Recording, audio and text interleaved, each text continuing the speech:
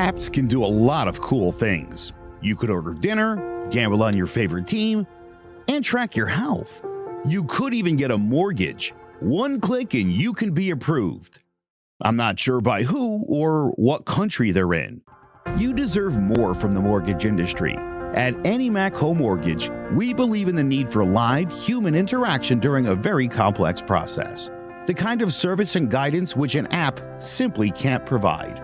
Our customers are more than credit scores and income documents. They're individuals and families who live in and strengthen our communities. Their story is our story, and that story begins in a home.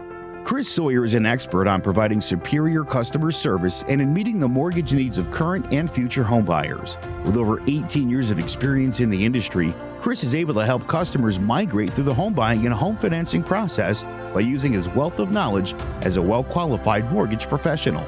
And best of all, Chris is located in Cromwell, Connecticut, where he has helped hundreds of clients in Connecticut, Massachusetts, and Rhode Island make their dreams of home ownership a reality. Visit chrissawyer.any-mac.com. Email him at csawyer@any-mac.com or give him a call, 860-878-8730. Chris Sawyer, NMLS number. So, Jess, why did you become a realtor? I worked in various customer service jobs, so I wanted something a little bit more rewarding. Becoming a real estate agent, being able to help people find their forever homes or their investment homes, starter homes. It's very exciting, so a lot of fun. Now, you've gotten off to a really good start in your real estate career. What has been the most rewarding part of this for you so far? Helping people, especially like first-time home buyers, finding their first home. They're so excited. I'm so excited to help them. So it's a nice, rewarding part. What is it that you think makes you different than other real estate agents? I think that my various roles in customer service has helped me. So I like to ask a lot of questions and I want to know what I'm doing. So I think that helps a lot because I'm not going to steer people the wrong way. I'm going to make sure they have knowledgeable decisions and help them find the right home. Last thing I'm going to ask you is, and I know these are words that you live by, but the mantra at CTBD Realty is? People over paychecks and do the damn thing. And that's what we do.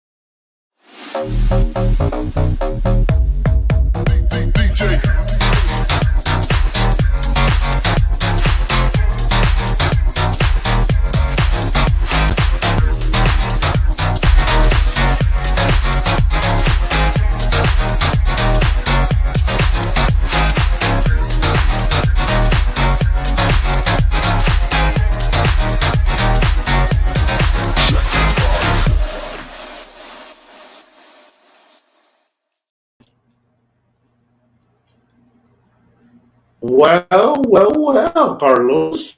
Hey. Guess what it is? Say that again. You came. Guess what day it is? That's great. That's a great start to our show. Yes. And we're on. So anyways, we're getting back. We're going to pick up where we left off last week. With this Uvalde school shooting. But I brought along two guests. They're Owen Mooney's, the host of the HHW show, and Hector What's Vasquez, up, player? the co-host of the HW show. Man, I'm gonna tell you right now, I don't think we're gonna survive with Frank right now because I don't know about you, but his sound waves are going in and out. There's a little bit of a lag on your end there, Frank. Not sure. Not sure what's going on. I don't know what's going on. We'll figure it out. Don't worry about it. You know, I always figure it out. Well, thank you for having us on the show. Thank you. What's up? What's up, everybody? Welcome to the show. Sketchy. Always, he's a soldier. I love Sketchy. I don't agree on almost anything, but I love the guy. We love him in our show too. So,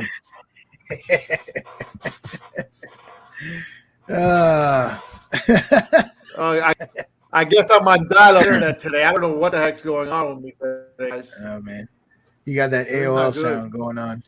you know, I like what Sketchy was saying. He's got a 56K dial up. Yeah. Remember back in the way the internet started, you hear that sound.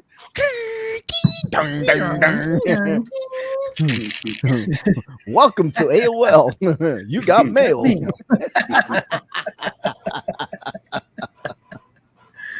Oh, man, Not now good, I feel not it. good. Ooh, ouch. Man, instead of having the actual It's show, killing we're Frank just going to today, huh? roast Frank because, yeah. It's June 1st, so it's Frank's Day.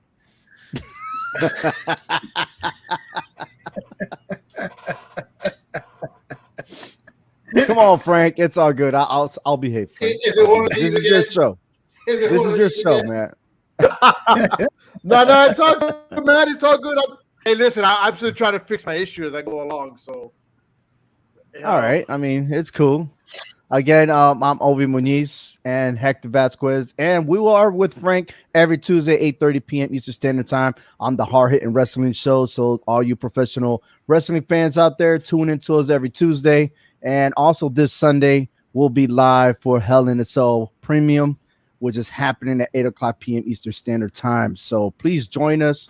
It's fun, man. It's almost resemblance to this show. We do speak it real. You know, you take the storylines and make it real, you know, how we relate to it and stuff. So on a serious note, you know, Frank, I wanted to say thank you. I know you're fixing your issues there and everything, but Carlos, we had this discussion yesterday of what happened in Uvalde, Texas. You know, we were recapping last week's show that I kind of missed out, so I apologize for that. But I'm catching up. So the complete timeline of the story, I think that's the lead off for this show. Like what exactly had happened, because we had so many mixed stories of what had happened there. First, we heard it one way, then all of a sudden it was a lie, then it was something else. Then the police chief of Uvalde wasn't cooperating, but as of today, I guess that was fake news because he came out in public saying yes, he is still cooperating with the investigation. So again, it's just so many curveballs, and it's like everyone's pointing fingers. Everyone's like it's almost like the rumors, like, oh, the third party said this, the third party said that, and yada yada yada. Then we have the shooting of today, which Zach LaPlante is always talking about. At least 4 people were killed in Tulsa, Oklahoma, and the hospital campus. Yes. So it just seems like this gun violence is it's there, man. You know what I mean? And it's getting out of hand. well, It really is. And Frank, if I I'll tell you recall, I remember after COVID or during COVID, I did say, I kind of predicted that there was going to be an increase in gun violence. You got a lot of people that have been locked up at home, festering in their thoughts, and eventually they're just going to be unleashed. And I think, regrettably, I've been kind of proven correct, but I'm pretty sure in one of our previous shows I said there's going to be more of that. Watch. And so, yeah, I think we here have we are. something. Well, look, this is my issue on this whole thing. I think yesterday there was also a shooting in New Orleans, right? And that's correct. for me, at least for me, and I don't speak for anybody else but myself. For me, a mass shooting, is when you're killing a lot of people, right? But it's not over a fight. You know what I'm saying? There's a lot of shootings that are going on. If I'm not mistaken, I mean, I was looking at an article, and that's why I was scrolling on my computer earlier. There was like 231 gun incidents, shootings within the United States alone this year so far. All right, so but this whole thing of mass shootings. Okay, yeah, right now there's a shooting in Oklahoma. I don't know what that was about yet because I haven't looked at it. But if that's about all right, this guy got in a scrap, the other guy pulled out a gun and started shooting. It's gun violence. Don't get me wrong, but to me that's not a mass shooting. A mass shooting is when you have these crazy individuals or these disturbed individuals go in, shoot up a school, a church, whatever it is, just for whatever apparent reason. You follow what I'm saying? Right. So technically, Frank, I think if I'm not mistaken, intent is not part of the statistics, unfortunately. I believe that I think you just need 4. If 4 people are shot, it's considered a mass shooting. So that's correct. That is correct. I mean, I get what you're saying, but I don't know how to say it. Politically speaking, nobody cares about that part of the aspect, that part of the problem, Frank. Even though I kind of agree with you, I get it. People lose their cool, they whip out their guns, people get shot. It's not a mass shooting, or at least you don't think it is, but they don't care about that. If it adds up to the numbers and it helps whatever agenda, that's the only way you're going to hear about it. So, now, again, back to Texas, though. Once again, we had a system, though, where people were aware of this kid and things didn't, nobody put up any red flags or anything. I mean, they may have, but nothing was done about it. But there's a fine line that has to be drawn between what we do with people we suspect to have mental health issues, because it's something that can be abused, like everything else that comes out of government policy. But that's so. What is it that they're trying to say now about this kid?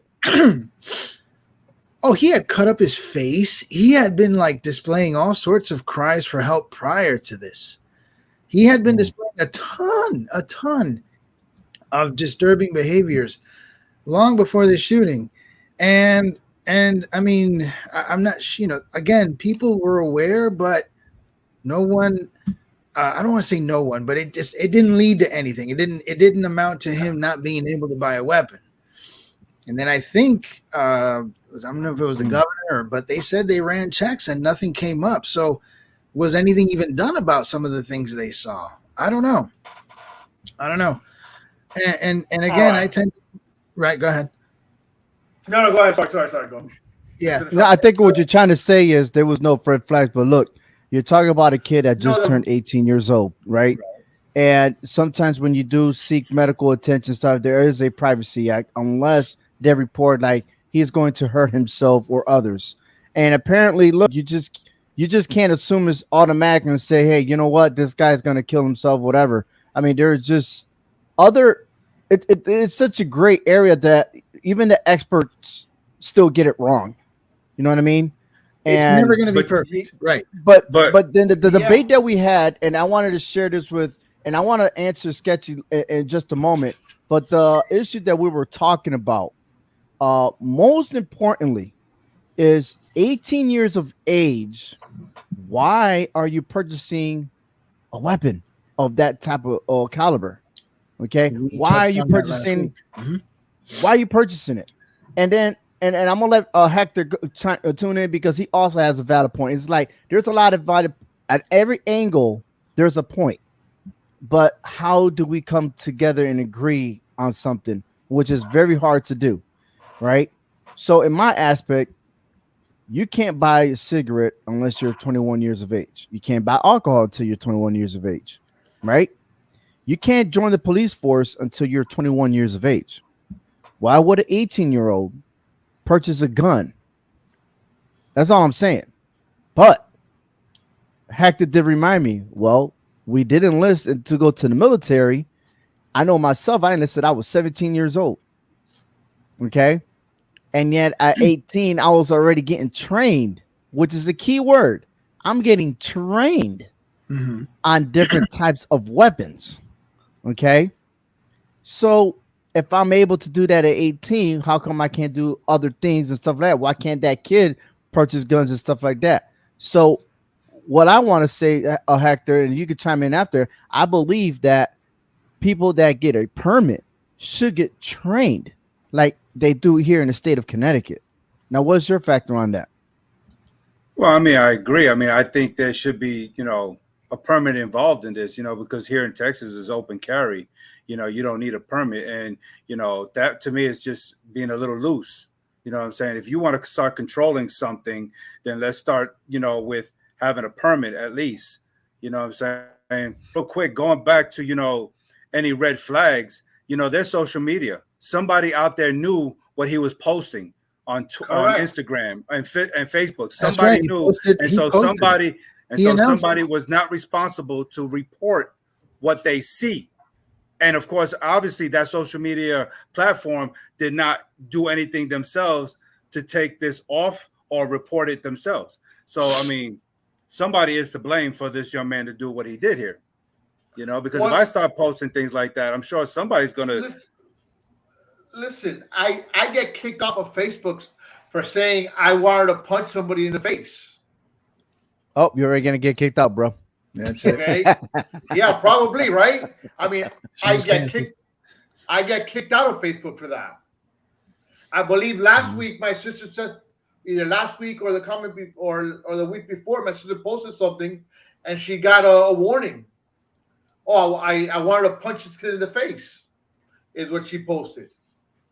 And she got a warning. So this guy posted stuff on social media saying what he was doing.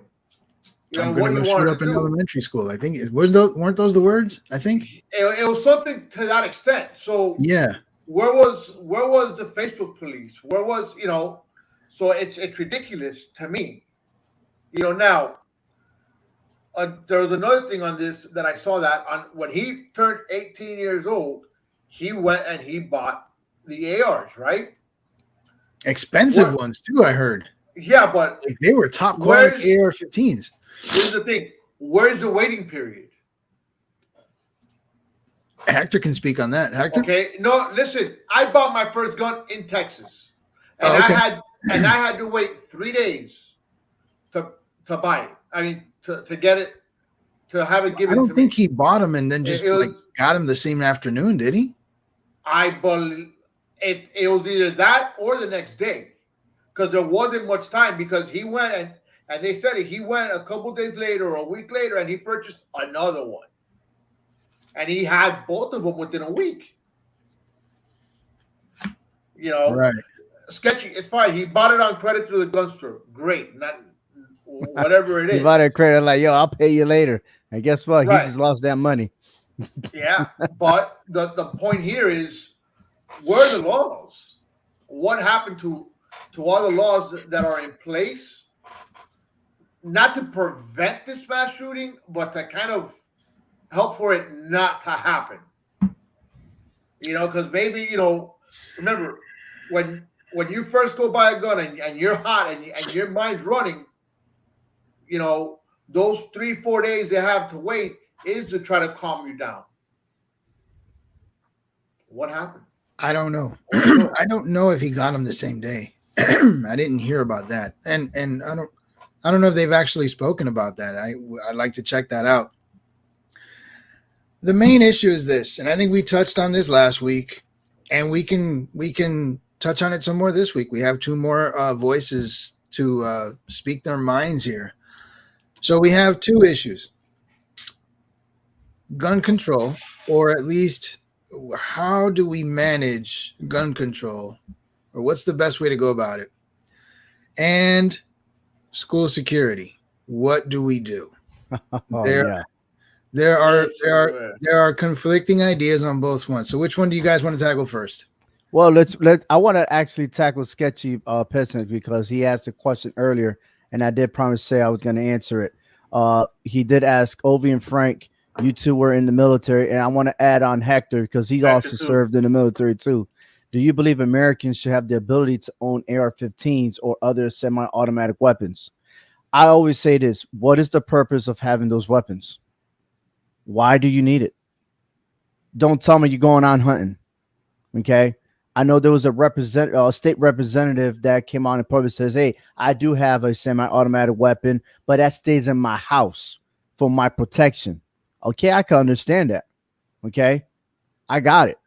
But again, we're talking about a state representative that's probably over 40 years old compared to a kid that's 18 years old. And I'm going to go by my opinion and my beliefs and tell you that no 18-year-old or anyone under 21 should be having a weapon. Now, yeah, if you join the military, that's one thing, but you're a civilian. Why do you need those type of weapons? If you want to buy a revolver, okay, maybe there's a limitation of what you can purchase, okay? But there should be a class, okay? A class, a course, or something. Not and that would explain the waiting period, because if you're going through those courses, instructors will get to know you. You see what I'm saying? Then you do the background checks, you do all that good stuff. So that way at the end, once the course is finished and you certify to carry, and then you want to do an open public or whatever case may be, then you qualify. But to go out and purchase with no training, nothing else, don't even know the person, I'm sorry. I just don't like it. You know, I think they should wait. If we could wait on everything else, you could wait on that too. So I heard what you said, and I guess I just want you to elaborate. Was your issue the fact that they're buying a weapon, or the fact that they're buying at 18? Because you started off with, why do you own one? And then you went into, but you're 18. So what's the issue? I'm trying to just understand. That is the issue, because you do have 18-year-olds out there in Texas that do own guns. So the age is more of an issue than the possession of the weapon. A semi-automatic weapon or automatic weapon or whatever the case may be, why do you need it? I can see law enforcement that need it, the military need it. Why do you need it in the household? Why do you need to go, look, you're talking about you want to prevent stuff from happening like this. Why? Why even sell it in the first place? That's my question. Why are we going to sell it? Right, so we seem to be attacking the number 18. So why don't I ask a rather obvious question, the elephant in the room then? Should we eliminate all rights, at least adult rights, to 18-year-olds? All of them. Military, voting, weapons, name it. All of them gone. Should we do that? Well, that's exactly what Lewis Gordon just said. You know, if they're not allowed to have a weapon, buy cigarettes or alcohol, then the government shouldn't consider an 18 an adult. Should we do that? I agree with Lewis. I agree with 21. Him. Straight across the board. I'm not against it. I'm just wondering, is that what we should do? I said last week. But does that solve the problem, though? But does that solve the issue? It may not solve it. I don't think we're ever going to solve it. I think that whoever wants to get a gun of any is going to find a way. Of course, because it's in the streets.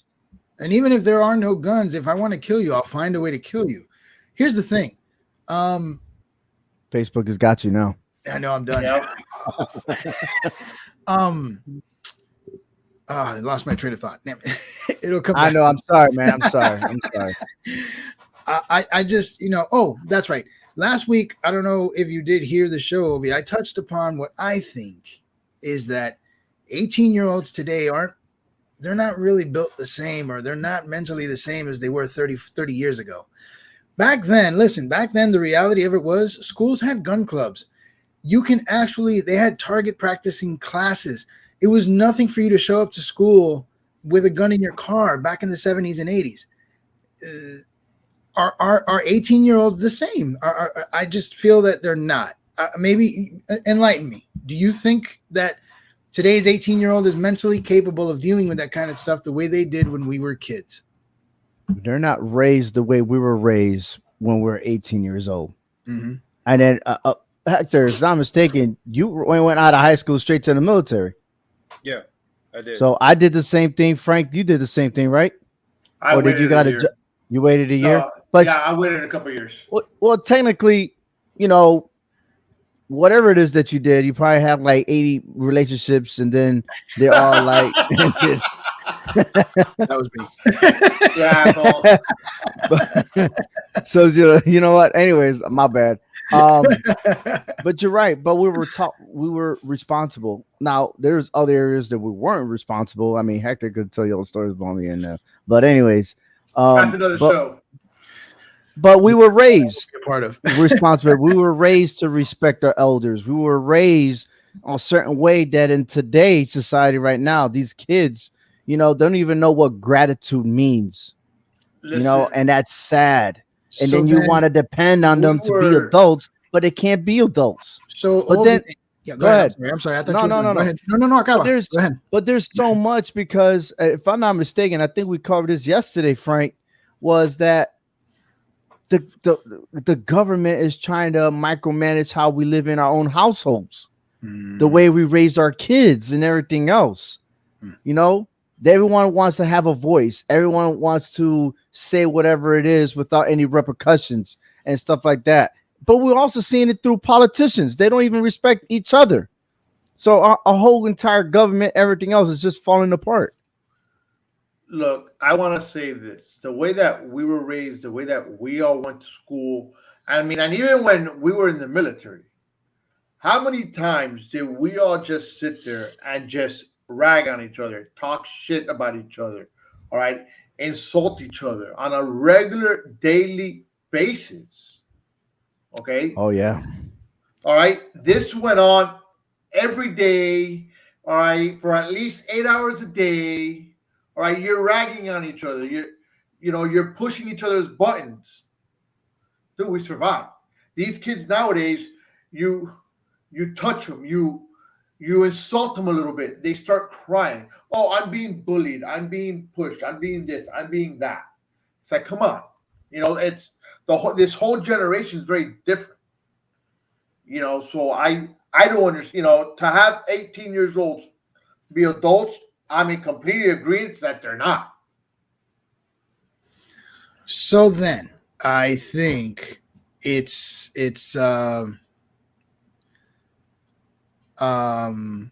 think it's reasonable to say then that we need to start reconsidering the actual age of adulthood, because it doesn't seem like the 18-year-olds of yesteryear are very adultish. And so I'd be okay with 21 across the board, but that would be everything then. And then that would also implicate parents. But at this point, we're trying to save lives. Parents don't mind. We'll just have to figure it out. But when do we stop that? Because what if the next generation after this generation becomes more immature? Then we're going to say that 21-year-olds are not immature. You see what I'm saying? It's got to stop sooner or later. I agree with you, Hector, but I think we can also understand and agree that life in general is never constant. Things are always changing. Norms are always changing. Expectations, things that we find acceptable. I mean, this country alone in 300 years or a little bit more has changed a lot. And so things don't ever stay the same. We may have to up it, or maybe finally we'll get to figure out that we're kind of being a little too soft on kids and we'll raise them right again and bring it back down. I don't know. But right now, I don't think 18-year-olds are just mentally equipped the way we were and our parents were. They're just different. And so maybe that needs to kind of start changing across the board. I mean, I agree to a certain point, but I mean, there's kids that are younger than 18 right now that are very mature. Probably more mature than any one of us in this room right now. Probably. So we can't really fault everybody, because those kids will soon turn 18, and they probably are the mature ones. And how they're going to get punished because of those who are 18 now are so immature. Huh. You can apply that argument to a lot of things. Well, the thing is, but Hector, I think to what you're saying is that's probably 1 to every 20, 30 kids. Look, we could try to do a survey and do research about adulthood and everything else, but the bottom line is, if you're not allowing people under 21 to purchase alcohol, to purchase cigarettes, to do all the other things, then why are you allowing 18-year-olds to purchase guns? That's it. I think we should just, you know what I mean? Yeah, you can still have your adulthood, but you're gonna wait until you purchase your first weapon or whatever it is that you need to do. Insurance, because eventually, look, you can't buy alcohol because you prevent from drinking and driving, right? Plus, you're not ready. Yeah, you can't buy cigarettes. I really don't even know why you can't buy cigarettes at 18 because I don't smoke, so whatever it is, but it is what it is. But because regardless, you smoke even after 21, you're still gonna get cancer. So it is what it is. But I'm telling you, if you can't join the police force until you're 21, then why buy a gun? That's just my belief, my opinion. Others have because say something different. And look, I got you. But how can we prevent from mass shootings to happen? You can't stop everybody. So what else can you do? Because there's still a black market. They're still going to be able to buy it off. 10 years ago, it happened here in the state of Connecticut, a mass shooting. Little kids getting killed, first graders. Okay. This December will be the 10-year anniversary of Newtown, Connecticut, of the Sandy Hook. Okay. And we didn't learn it from there. Okay. There's been other scenarios. Okay. So we're talking and we're frustrated for all this, right? Why do little kids gotta, fall short on all this? Okay. But there's so much has happened that politicians are going to say whatever they're going to say. And then after a year, that's going to die down. No one else is going to be talking about this subject again until the next one happens. So then I'm going to kind of veer off into the other point I brought up. We've discussed the possibility that, there might be a maturity problem with our youth today and how we handle a lot of the rights that are granted to 18-year-olds. But now we got to look at the other aspect of it, which is school security. Schools, for the most part, I think, are still pretty wide open. And unfortunately, most mass shootings all happen at what I call, or what are known as soft targets. They're soft, very unprotected places. So we had a debate last week too, and you guys are new voices, and we'd love to hear your thoughts. Should we strengthen security at schools or what? Because part of the reason I think schools are prime targets is because they've been gun-free zones for years. And even with one SRO, as we've seen now twice, we'll get into those details in Uvalde, but twice now it appears that the school resource officers are either not there or not willing to confront. I don't know what to do there because you'd figure they would be that first line of defense, and it doesn't seem like they are. Or okay, I don't want to say that because the majority of the time they are, but in these two cases they weren't. I'm an elementary school teacher here, right? Okay, we have a lot of openings, a lot of ways to get into a school. Do we start closing them down, or at least securing them structurally, even too? Go ahead. This is how we do it in our school. Okay, there's only one avenue of approach to enter the building, and that is the main door. Okay, that's it. So everything else has to be closed. One point of entry. Okay, the only way you could get in on the other doors, you got to have a fob key card. Okay, and that's issued from the actual district. Okay, also, just because you have a fob key card doesn't mean it's going to work because there's a time limit. Okay, school starts, let's say at around 8 o'clock. Let's say, for example, so 2 hours prior, that key card is going to work. When school is over, 2 hours afterwards, that key card is not going to work anymore because you already expected that you're going to leave the building. You see what I'm saying? Right. There are schools, there are brand new schools that have more security with less windows and stuff like that. But there are schools that are very old. Yeah. Okay, that they still use. They don't have no central air or nothing like that, and they got windows for days. Okay, and doors and gates. And no matter how you secure it, and I look at it as a military aspect there, I was like, what is the best end approach? If I had an automatic weapon, I could just shoot down the windows and go in the building. You see what I'm saying? I could do that, and then I could do whatever it is I need to do. All right, but pray that will never happen. But schools are also now, instead of practicing fire drills, we're practicing lockdown drills. I said that last week, right? Okay.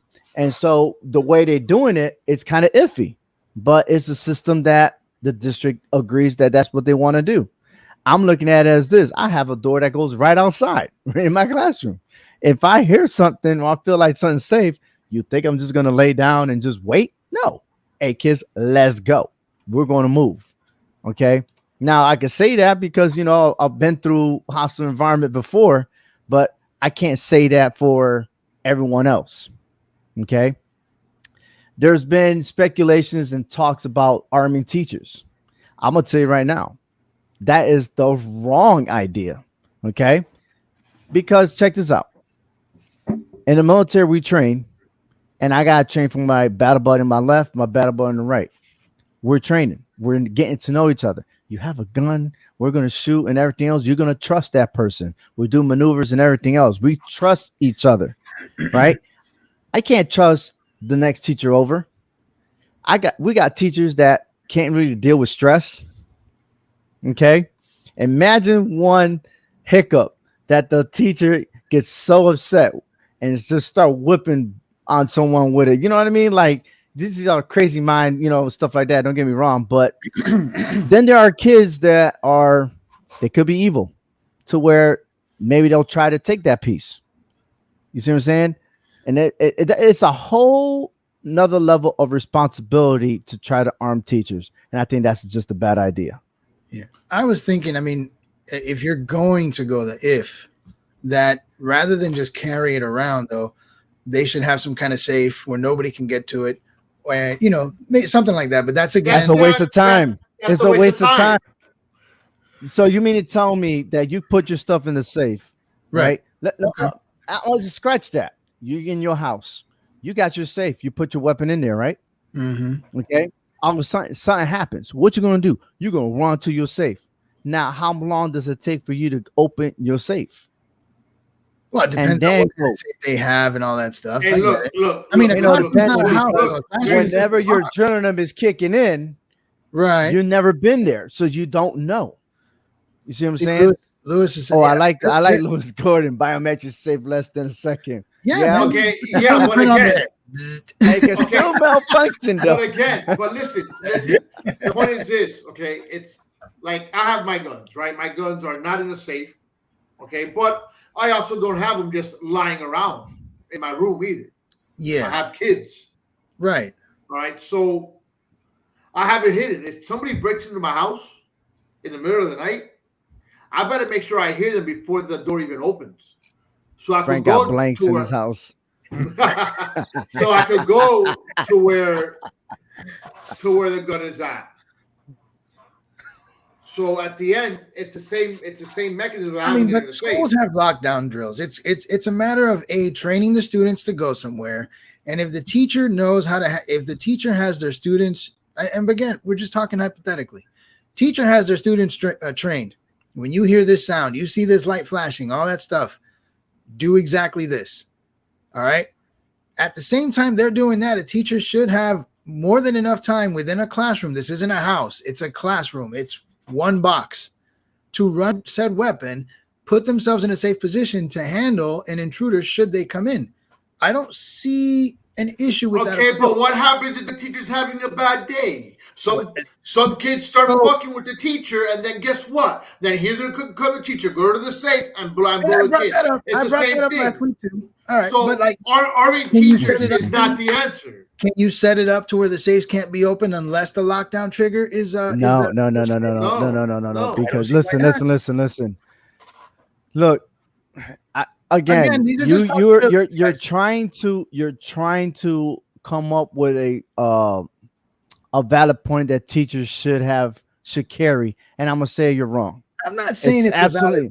I'm just thinking it's probably in the lowest level of a food chain or any decision making, probably the last resort. Okay. Well, the bottom line is if your school is responsible and adapt to that security where you have that one main door open in the front and everything else is remain closed, and you have cameras, okay, so that way even the secretary could see, which is happening in my school. You have an office with the cameras, the secretary is watching while doing other things, that would trigger. I mean, look, it's almost the same thing in my house. I got cameras all over, any movement, and boom, I'm already alerted. Okay. That if something that's not cool, I would dial 911 and say, please send an officer to my school there's something suspicious, and they'll be there in a heartbeat. That's it. Well, you know what? You just said something. Call 911 and they'll be there in a heartbeat. Sketchy, Yeah. we'll get to your question in a minute. But all right, I'm going to tell you though, in Uvalde, you had people calling 911. The cops didn't do anything. They stood outside for an hour. You know why? Who's to say because they called 911? You know why? School, because they're not trained. Because they said to themselves, you know what? That will never happen to us. We are in the state of Texas. Yes, sir. I'll get the sheriff, and we're going to keep them. Yep. Mm-hmm. No, stop. We are trained here because it's already happened here in the state of Connecticut. That's why. That's assuming we already had casualties. We don't want another casualty. Okay, that's why I tell you here they will respond. Matter of fact, we did have an incident to where it wasn't in the school ground, but across the street, somebody got stabbed and ran away. The guy ended up running behind the school in the woods. So they had to initiate a lockdown. Okay, and they had to follow the protocol. We had to stay inside. And matter of fact, it was just when school was about to open. Kids were coming in and everything else, and we had to rush them in there without informing the kids what was going on. Hey, man, go straight to your homeroom, sit down, be quiet. Don't worry about it. And then we just continue our daily thing while the police officers and everybody else did what they had to do. It's that quick. Yes. If you have the system in place, you can do it, but you can't be complacent about it. Sketchy, I brought up Israel last week. And I think that's exactly what they do in Israel. If I'm not mistaken, they have guards everywhere. In every there's a guard always roaming around with I think with an automatic weapon. Don't hold me to it, but they're out there and they're present. So would that be a bad idea? Should we just start having security at all these like soft targets like he just listed? Well, Hector, I know last week he was also saying that if we, arm teachers or schools, we should do churches and movies and all those other establishments too, right? Yeah, and I mean, looking at Sketchy's, comment there, what about all these other places? I mean, have we looked at the percentage overall? We're focusing on what happened here in Texas in a school. Okay, I understand that. I'm not taking nothing away from that because it hurts. Because I am now a Texan. Okay, I've been living here for over 20 plus years, so I am considered a Texan. This hurts. Okay, the future of our children is being taken away from them. I'm not taking nothing away from that. Okay, but why are we not talking about all these other places? Okay, 11% of these mass shootings are happening in schools. The percentage is higher in places like bars, restaurants, retail stores. Okay, but we're not talking about protecting those people. Okay, those people's lives matter also. They are children to someone out there also. They may not be a little kid, 9, 10 years old, but still they are a loved one to someone, and their life is being taken away. Okay, so you telling me that we rather just focus on the school issues, but then now my safety is being jeopardized because I want to try to have fun going to the movies, or I got to go grocery shopping, or I want to go to a retail store. It's just getting out of control that we're just focusing on one issue and trying to fix one issue when there's so many other issues out there, that needs to be addressed. Hector, let me ask you a question then. You're in Texas. It's an open carry state, right? Yeah. Is it open carry enough then? I mean, if you're talking about all these other places, which you're right, I'm not arguing with anything you just said. But if everybody was comfortable enough to carry and defend themselves publicly, would that be the case? I guess I want to understand to what extent is open carry in Texas? I personally don't agree with the open carry because that's just giving anybody and everybody just the privilege, to make the state of Texas, who wants to be independent from the United States, the okay corral. I don't agree with that. I believe that we should be, licensed and properly trained. Okay, so we know how to handle a situation and know how to deal with the law enforcement when a situation arises that I'm, exercising my Second Amendment here. So is the issue the carrying of the weapon or the lack of training? Because that's key. It doesn't sound like you're against people carrying, anybody carrying. It just, what bothers you is what training they've received prior to getting the weapon. Well, I mean, I don't know if training is going to really do much. I mean, it has to help. The training will help you to a certain degree on certain things, but this is the thing. I'm sorry to cut you off, but we're on the training side, right? I've seen to have a concealed weapons in Florida, and I can only speak about Florida of what I've seen. Okay, the only you get trained on how to shoot the gun, on how to take it apart, on jam it. That's the only training you get here to have a concealed weapons permit. Is that sufficient enough? No, it's not. Because what kind of training are we talking about then? I mean, situational training is crazy when you really think about it, because unless there's a basic way to do it, and maybe Ovi, you guys can speak to it being in the military. I assume it's kind of the same for soldiers. You could be in a myriad of situations involving, gun battles and things like that, but they can only train you so much on how to expect certain things. So I would assume, Frank, the training would have to be somewhat narrow, but efficient enough for you to be wise as to when to pull out and shoot. So then we're all going to eventually start, and this goes what Hector said, we'll eventually start questioning how much training is enough training. Well, when I said training, when I meant about training, look, training is not going to get to, like, if someone's going to do something, they're going to do it, training or no training. Okay. I think the misconception that that y'all understanding is, and I'm going to try to twist this around, is that, look, if you're coming to me, okay, and you want to purchase a gun, first thing I'm going to say is, well, do you got a permit? No, then you need to get some training. Okay. And extensive training, I don't know how long. I don't know. I don't have the answer, but at least long enough to know that, listen, I know this guy. And again, you can know the guy, and you might do it anyway. You know what I'm saying? But if you're talking about seeing the signs and everything else, there's got to be a way before you hand that weapon to someone that you are sure enough. And it's not, and I don't have the answer. This isn't an ideal, right? Then once you give that permit, you know, look, this guy's a good guy. He got it, because eventually you could do a background check and it might not be perfect. And that's something that we're learning right now. But when you do a background check to an 18-year-old, what are you going to find at 18 years of age, to be honest with you? What are you going to find? I think if so, this is, I guess, where schools come in, Ovi. I mean, there should be enough evaluations. Like, you've seen the folders. They should be as fat in your school as they were down here, where there's enough red flags within a folder for someone to say, hold on. I don't know, man. I got a bunch of 7-year-olds. I don't know if they're going to have a packet big like compared to yours. I'm just saying, man, look, some of the folders I've seen are biblical, man.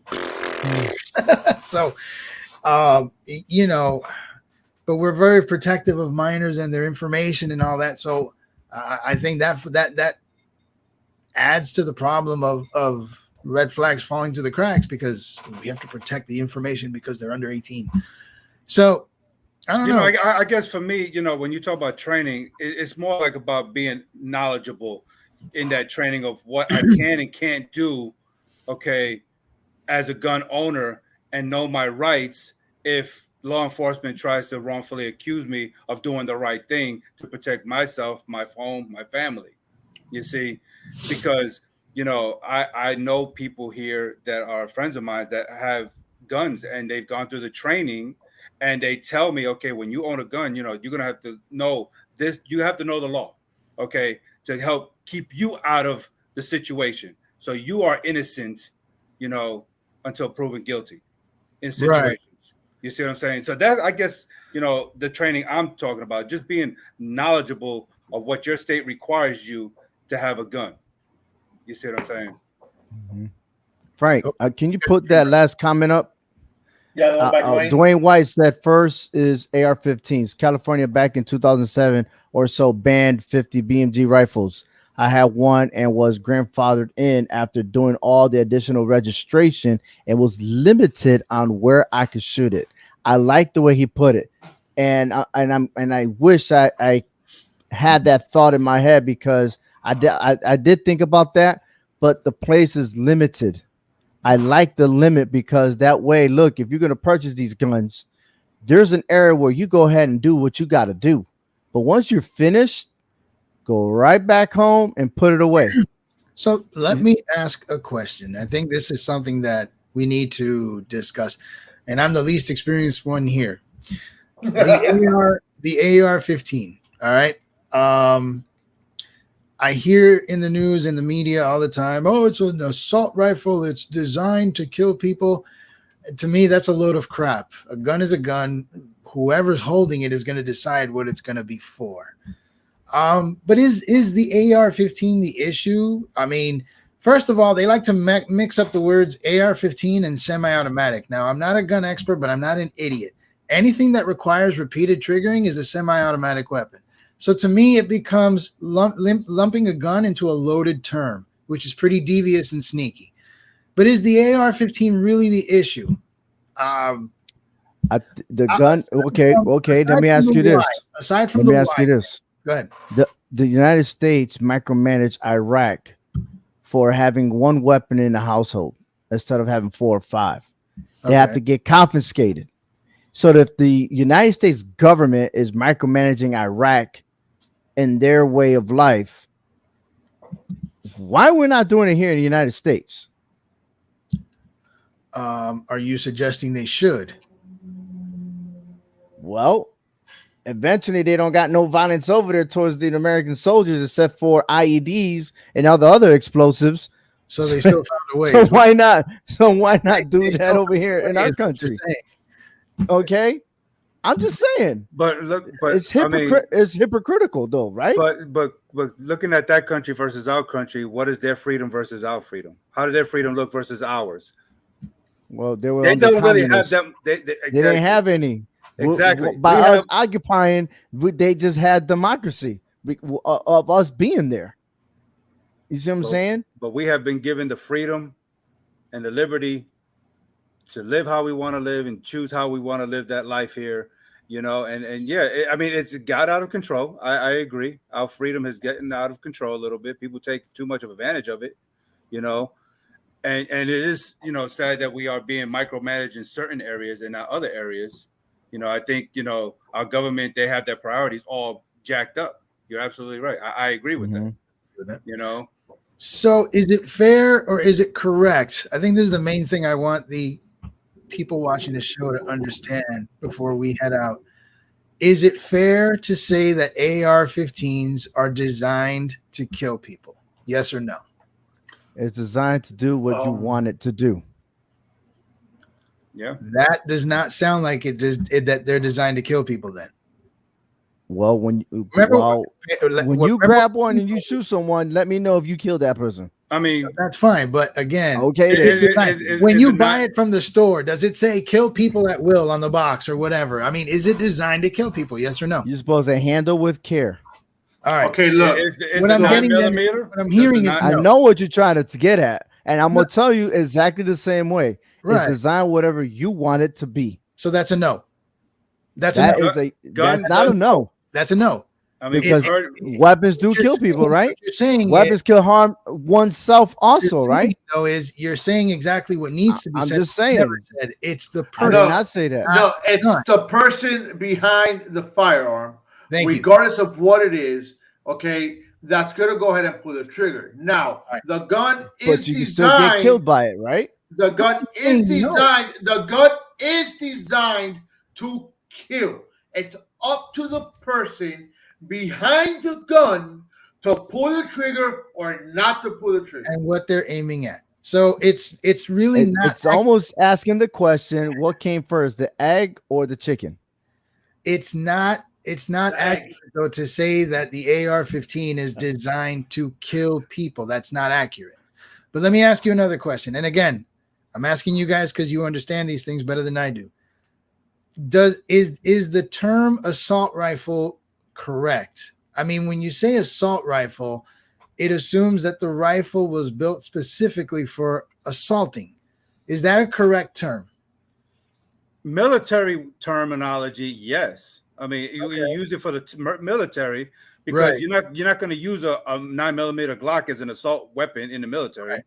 I mean, Okay. I believe they use that terminology for the military because we have assault teams, you know what I'm saying? And they need a specific weapon to do the job, you know, in the military. Now put that back.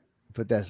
Yeah, there you go. So, if you're part of an assault team, Hector, and again, I'm really, because I hear these things all the time, and I just want to make sure you're part of an assault team. So, by definition, anything you're carrying is going to be used for assault because that's what your team is built on. But let's say I'm not part of an assault team and I have an AR-15. Is that an assault weapon? Or does it become an assault weapon when I assault somebody? Is it an automatic? Is it a rapid fire magazine fed automatic weapon? Shouldn't be. I don't think anybody should be. That is an assault rifle. It's illegal. It's illegal to have any automatic. It's an assault rifle. You wanted the answer, and I'm telling you, it's an automatic weapon. You spray. If it sprays, it's an assault rifle. No one owns sprays anymore. That's been illegal for years. Some people still have them. Then it must be some grandfathered in stuff because you asked the question assault rifle. That's what an assault rifle is. All right, so by your definition, a rapid fire is a magazine fed automatic. AR-15s are not, because those are repeated trigger shots. Those are semis. So they're not. I'm just reading that message that he posted. I was trying to read that too.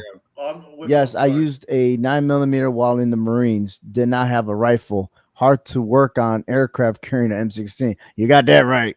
It's always hard to do PMCS. But I get, but I get what he's saying. It's just depending on your job description in the military. No matter what branch, you know, you're going to be issued the weapon that you are going to be designed to use it for in whatever job situation it is. So Hector, you're kind of making my point as well, which is it's not the weapon or even what the weapon is designed or what it looks like or how it works. It's what your assignment or what you're doing with it prior to using it. So then I would say that technically calling an assault rifle is a misnomer. It's not correct. It only becomes an assault weapon when the person holding the gun begins to commit assault. I mean, that's any weapon. That could be a 9mm. That could be anything. Thank you. All right. I'm still trying to figure out what point you're trying to get at. That we hear because of the name. Because when we hear about weapons all the time, Ovi, they're just automatically classified as it's an assault weapon designed to kill people. This is just something we hear all the time. So I'm simply asking, especially you guys, is that accurate?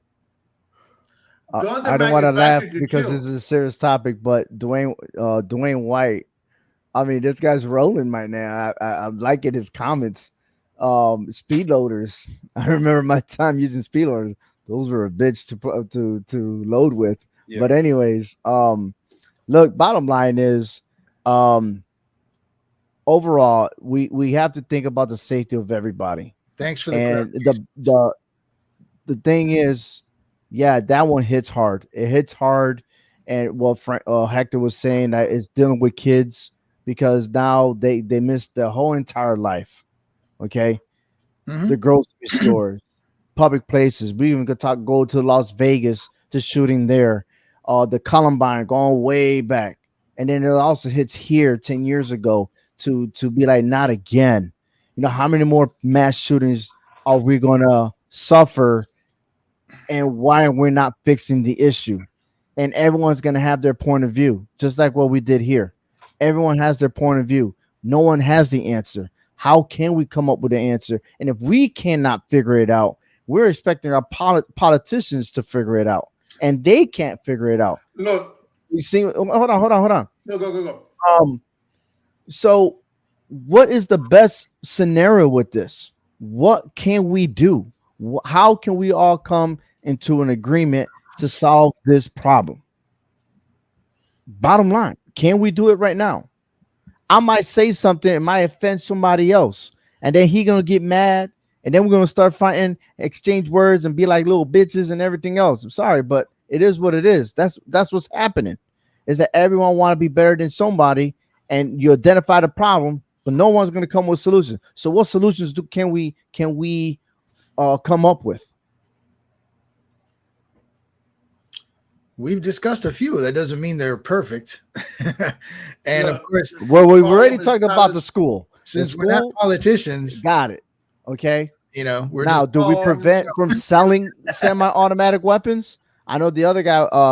Who was it? Dwayne White that was saying something about bye-bye ARs. That might happen. Will that solve the problem? No. Okay. No, I don't think so. No. But then we go back to previous from yesterday's, and I know it wasn't on the show, but we were talking about. Look, there's so many issues. Yet we're worried about dumb shit like we can't say gay. What's up with what's going on in Florida about gay or whatever it is? Then we're talking about women rights like abortion. That's happening. I mean, there's just so much stuff. But what is the priority? What are we? What's going on here? That's easy. You know what I mean? That's the priority. Votes. And guess what? The ones that we don't want in office are winning. That's the problem. People get too comfortable in Congress. You know what I mean? I was like, look, these guys been there for ancient years, and yet it's the same old, same old.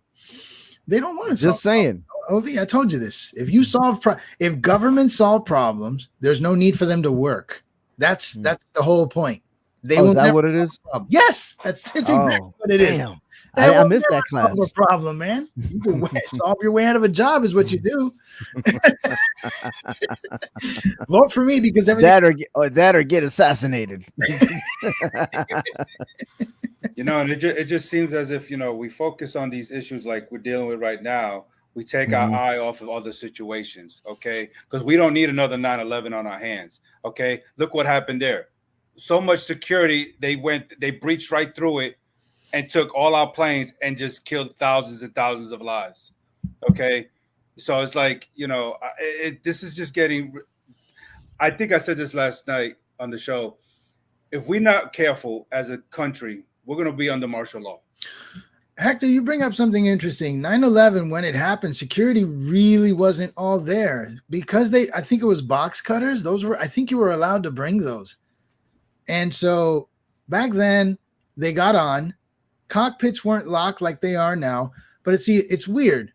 But it's just seeing the signs, just like we should have seen the sign of this 18-year-old who's on social media. Yeah. You gotta be able to recognize the signs somehow that something doesn't look right, that something doesn't seem right.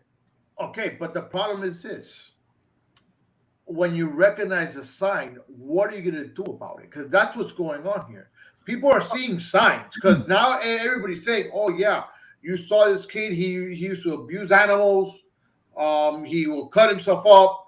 He was, he became very, very dark, very, very secluded. Yeah, but how much of all that is true, though? How much of all that is true? Where are we getting our sources on that one, man? Let's just say it is. I don't believe it, man. We can get into the details of whether it is or not but let's just say, for the sake of the conversation, it's true. From stories that have been going on, okay? So, the kid had a horrible relationship with his mother. Oh, yeah, I get that. Okay. He shot his grandmother. Got it. All right. So that was the indicator right there. Yeah, but at that point it's late because I know. And that's the point is it's always going to be too late. But prior to, he was saying things to people. Okay. I think what we're dealing with here is humanity. So was he saying things to people, or was it the initial report to where he was a quiet boy? Because that's what they were saying. He was very quiet. He was to himself. So if you're to yourself, how do you know this person? We're trying to basically figure out the answer to how to see a human, or how to find out when a human is going to snap. I don't know if that will ever happen. Don't, but I think that when we see these signs, we have to pay more attention, and two, report them in the right way. Hey, look, this is what I see. Investigate it. Could be nothing, but it could be more. And we need to harden targets. I mean, the thing is this, though, like, you can harden every target. If I go down taking 5 or 6 people with me, even if you shot me and you did bring up more security, you probably saved hundreds of lives. But I took down 6, and it's considered a mass shooting. But psychology testing before purchasing a gun. I'm not in agreement with that. Know how to pass those, and just I don't agree with that, because I could be having a bad day, and then someone's and I just said something. Well, don't have a bad day then, Frank. Damn, Ovi. Go with your clear mind when you go in there. I could be having a bad day. So now they're asking why. Very simple. Why are you gonna, again, I could be having a bad day. I could say the wrong thing, and then they're gonna ruin the rest of my. And you know what? Then that's why they have the test, because if you have a bad day, you may do something stupid. So that's why you don't get a gun. Congratulations. See, you made a perfect example, Frank. Good job. There's no perfect answer. If you go too far one way, you start restricting the rights and freedoms of people to the point where you may even. Oh, here we go. Now we're gonna talk about all that. Come on, man. What now? The rights of freedom and everything else. Let me finish before you run your mouth. No.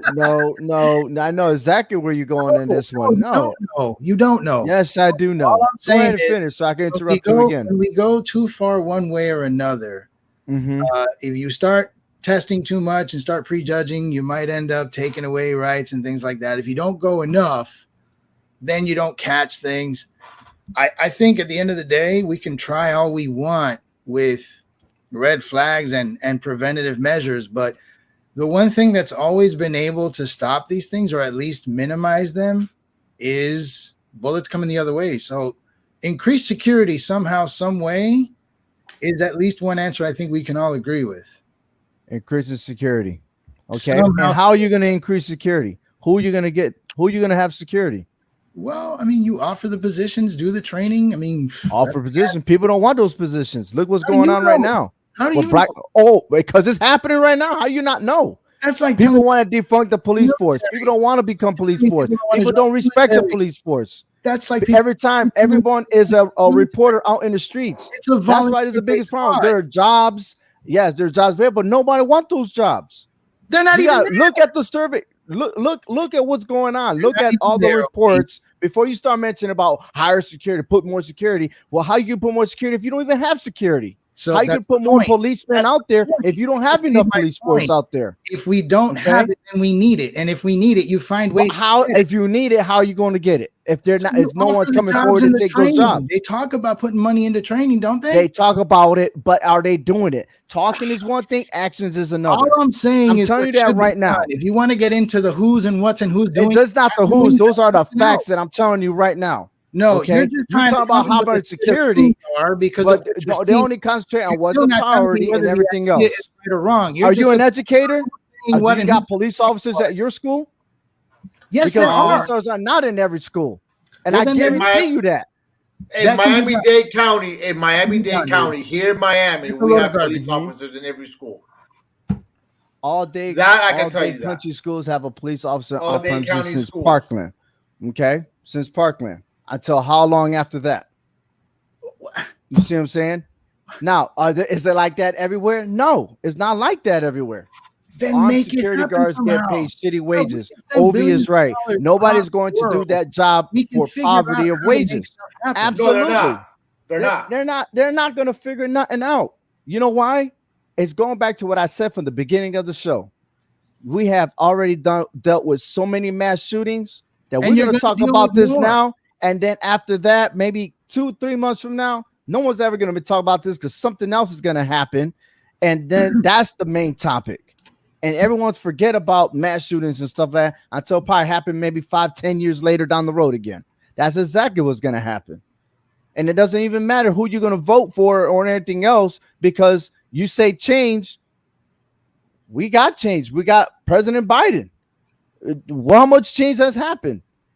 The only change I got is money, my pocket donated to gasoline. That's it. Okay. I'm telling you, man, when you say about security and everything, bump that, sometimes there is not enough. And no matter how much talk they say that they're going to do this, that doesn't mean it's going to happen, because I'm living it right now. So no security then. Let's just forget. So, Frank, real quick, that comment from that woman, was she talking about the state of Texas, Florida? Yeah. In Miami-Dade County. Actually, All it's pretty much Miami-Dade. Florida. It's Florida. I can tell you Because- from what I know. Because the last time I understood, Florida is number 3 in the United States as far as mass shootings. Are they in schools? They're number 3. It doesn't matter. It's Oh, it just does. overall. We're talking about No, schools. it doesn't matter. We're talking about schools. But I'm talking about all around. Well, I'm talking about all Okay, around. but again, hold on a second. Hold on a minute. Hold on. We're talking schools, and again, we're going back into mass shootings. What is, what's considered a mass shooting? A shooting of what is it? More than 4 people, right? Not counting the shooter. Okay, but now are we talking about because there was a fight and someone pulled out a gun and shot fired? Yeah. See that right there was Okay. my point. But Hector bringing up a are statistic. we talking about? Are we talking about school shootings? No, yeah, no. So But, I mean, that's I think what Hector just finished saying was overall. Now, I don't have a right. survey for school shootings, but There's been it's a 27 tragedy school that I shootings wish it in doesn't the United happen. States. But Right. again, There's- it's a sensitive subject to where if someone's going to do something stupid, they're going to do it regardless. Whether you want to try to identify red flags or not, it is what it is. But and I'll tell you this, Liz, that it's good for your county. Congratulations to them and how they handle business, but it doesn't happen everywhere. And that's about them. No matter how much talk that they make or anything else like that. Again, I'm an educator here. There's not a police officer on site, and we teachers have to do what we have to do. But you know what? I think a lot of that falls on the local government in the area. Okay, because Yes. I guarantee you, and I might be wrong on this one, but I think that if you offer a police officer, all right, that he's already on the force, all right, hey, you want to do some overtime? Okay, majority of them are going to take it. My opinion, because I mean, majority of cops already do, overtimes, all right, on whatever hell, things I'm there not is. mistaken. I think the cops that work at schools in this state get free housing. They live in the school grounds. So They have like a trailer out there and they live there for free. You would tell me they wouldn't take that? Please. They'll so take it. I think And this I is think in it the state falls of on- Florida, right? Okay. All right. I think it falls. I think it falls a lot more on your local governments to go ahead and make the issue. So, okay. So, unfortunately, your local government needs to step in. Okay. So, You would again, figure after when you Sandy say Hook, stepping in, what way are you referring to? Schools? Or are you referring to all the way around? If you're referring to schools, I tell you that we've learned our lesson 10 years ago. So schools now have secure doors. So you need a fob key to enter the building. There's only one main avenue of approach for anybody that comes into the school, and that's even the district themselves. Okay. And there are cameras that actually do work. Okay. So, we have people monitoring that. Right. Okay. That is security. That's What about- plussing up security. what about Not your saying that we can. I'm sorry. Say again. what about your older schools that like don't have or have not been built to those specifications? We So talked those schools that I'm in that school, and that's what they have. So the older schools that had Now- multiple entrances are now sealed, basically, and just one main entry point. Right. Is that- So what I was saying that earlier was, yes, everything's secured, but you have a lot of windows, and that's a problem. Because if someone wants to do something stupid, you could take down those windows, is what I'm saying. Okay. That's just a military aspect. I'm just trying to say.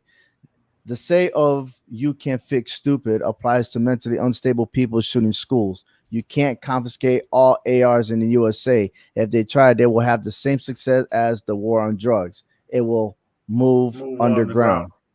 Absolutely. And you got a great point there. Plus, got a great point there.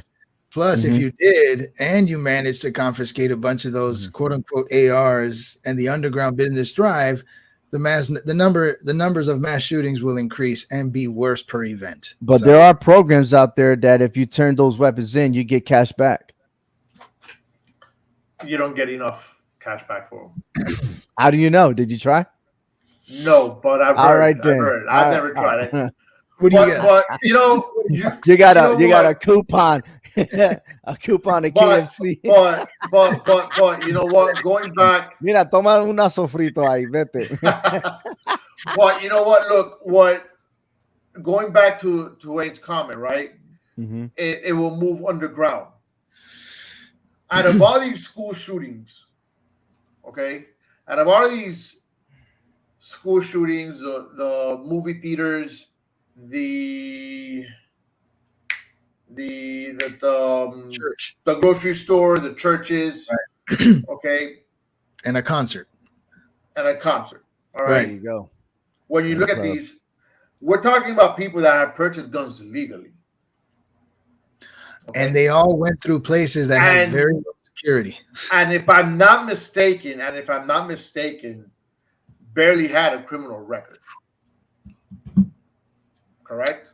True. The one thing in common that they all have is that there was something mental. Okay? Probably the grocery guys that in Boston, I think that was a lot more racially done. And I think churches are a lot more also racially done also. Depends. Right? But majority of these individuals that are shooting up schools are mentally deranged individuals. So either if they go underground, most of the time, someone that's that fucked up in the head is not going to go searching underground to see where they could buy it. They want a quick, easy fix, a quick, easy buy. My opinion, because you don't see the guy that just gets out of jail, gets a gun, and goes shoot up a school. He might get a gun and go shoot the person that put him in jail. Possibly. All right, but he won't go shoot up a school. So the fact of the guns going underground, your mental guys won't. I don't think that. Frank, I mean, I get you. I just think, honestly, if your desire is there, you'll find a way. A guy blew up a building in Oklahoma City with fertilizer. If you want to do damage, you will find a way. Period. Well, that's true, because like I remember back in 2018 here in Texas, a 17-year-old kid, he didn't use an automatic rifle, but he had a shotgun, he had a caliber revolver, and he also had things like pressure cookers and pipe bombs and propane tanks, and 23 people, you know, was either hurt or killed that day in Santa Fe, Texas. So I mean, if there's a will, there's a way, and they're going to make that way. That's going to be something else that's going to happen too, man. Watch that escalate when we're trying to do gun violence, and then all of a sudden people are just going to have explosion. Man, I'm just messing up my English right now. They're going to have some explosive capabilities of creating stuff, and that's going to be the next big thing. You'll see. It's going to escalate. Okay, and then we're going to say, well, 18-year-olds and below, 18-year-olds cannot go to Walmart and you can't buy wires and buy propane tanks and stuff like that. You got to be 21 to buy that stuff. You got to get a license for propane tanks. You know that, right? I'm just kidding. I got Blue Rhino. I mean, I could have done it with a serious look. Need a license to talk about propane tanks. I mean, I'm just saying, you need a gas card now with your picture ID. I think the biggest mistake we make, or at least one of the biggest mistakes we make, is actually thinking we're going to solve this. There's no solving it. You can minimize it, find ways to minimize it, but to use the word solve is not a realistic expectation. And then, unfortunately, I agree with Obi. We don't want any more of them. How many more do we have to see? You ask those questions. The reality is we need to accept the fact that you're going to see more, period. No matter what you do, you're going to see more. The question really needs to be focused on how can we try to reduce this to the best of our abilities. They're never going to go away. Never. So I think when we start to at least try to look at things from that angle, rather than coming up with extreme options, both ways, I don't care what you think, you might actually figure out some realistic options to just minimize, because that's the best you can do with anything is try to minimize it to the best of your abilities. But we can't ask questions like, when will it go away? When will it stop? Never. I'll just tell you that right now, never. So that, I think, prospectively, we need to start addressing the problem in that manner, because all we're trying to do is come up with miracle options that are not going to work. So, well, I tell you this, it doesn't hurt to try. And if it doesn't work, you find another way and find another way. But if we're just going to sit here and say, and I'm not us, I'm just saying, like, if the Padres out there are just going to sit on their asses and not make an attempt, then nothing's going to happen. And that's what they've been doing for I don't know how long, but that's what's going on. So now I do feel for those that are responsible, like we have our guests, or I should say our listeners, making comments and everything else. They are responsible people, and I feel sorry for them because they're doing the right thing. You know what I mean? And it's just sad that we come this far for this to happen. So, and I just pray that, we have no more mass shootings. Now, is it going to happen? Of course. I mean, look, today was another example. Who knows what's going to happen tomorrow? And then something else is going to happen the next day. But, our prayers or thoughts go to the Uvalde, Texas people. Uvalde, Texas residents, to all the victims. And again, 10 years ago, it happened here in the state of Connecticut. And prayers to them too. I mean, these kids could have been in their junior, senior years right now. So, but yeah, I'd like to say thank you guys for having me on the show. Hector, I Frank, appreciate it. Calito, man. Calito.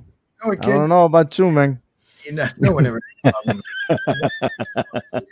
Maybe we'll have you in our show, man. Go watch some wrestling or something. Oh, that way you get that negativity off your head and just enjoy the sports entertainment. Here. Listen, tell me stories about your Hulk Hogan years. Oh, those are the years right there. Yeah, because hey, Sketchy, good. Thank you, Sketch. Because in our world of the HHW show, we got a faction that has a massive amount of titles. So Yeah.